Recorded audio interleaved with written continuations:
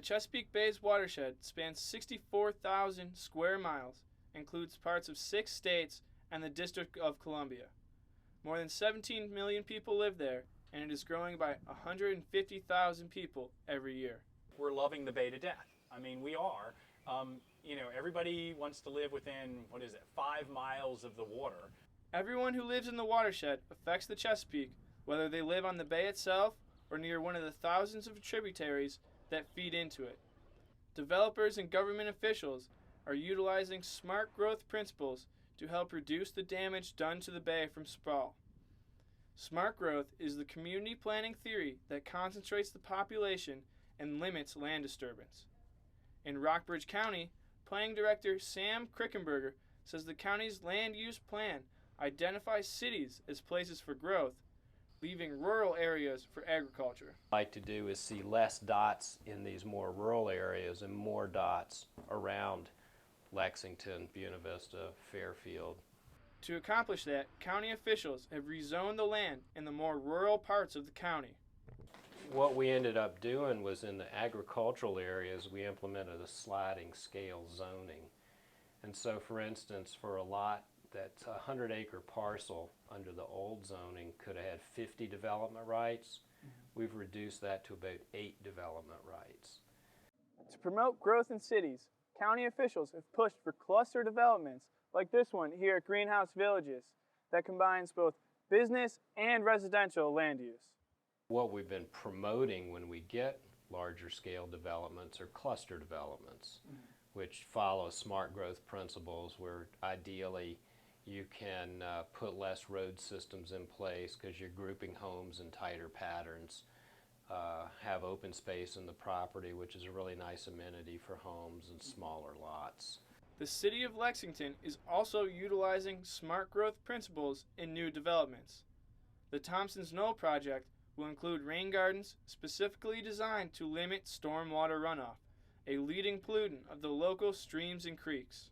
Rather than running the stormwater into drop inlets as is typically done, which just puts it in pipes and takes it to the nearest stream, we're using bioretention techniques to capture the rainwater and allow it to be reabsorbed as opposed to running off the site. So, the Environmental Protection Agency has initiated research into establishing national rules for stormwater treatment that will make green communities like Thompson's Knoll the standard for new developments. The county is doing something similar. In 2014, we'll have to adopt new stormwater regulations that actually have a water quality component associated with it.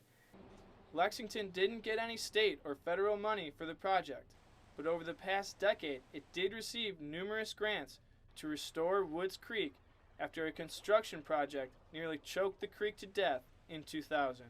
Yeah, like I say, we've been doing this for over 10 years, and every year the city appropriates a certain amount of money, and my commitment has always been to see if I couldn't use that money to match as a match for grant funds. And we've managed every project we've done in Woods Creek, we've managed to get some grant funding for.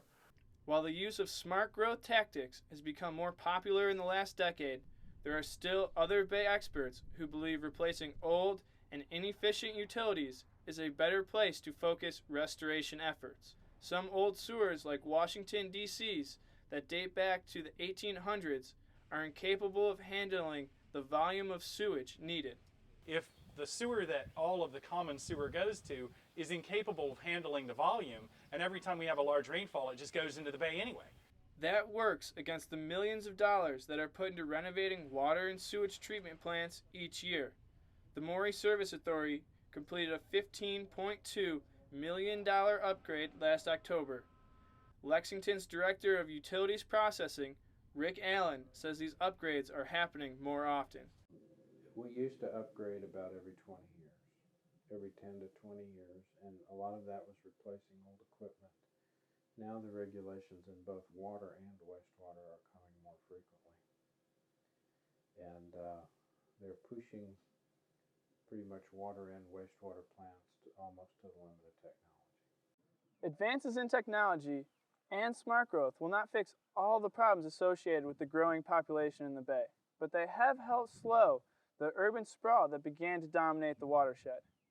A commitment to both smart growth and replacing old infrastructure will go a long way to limiting the damage Rockbridge area's population does to the bay. For the Rockbridge Report, I'm Tyler Tkarzik.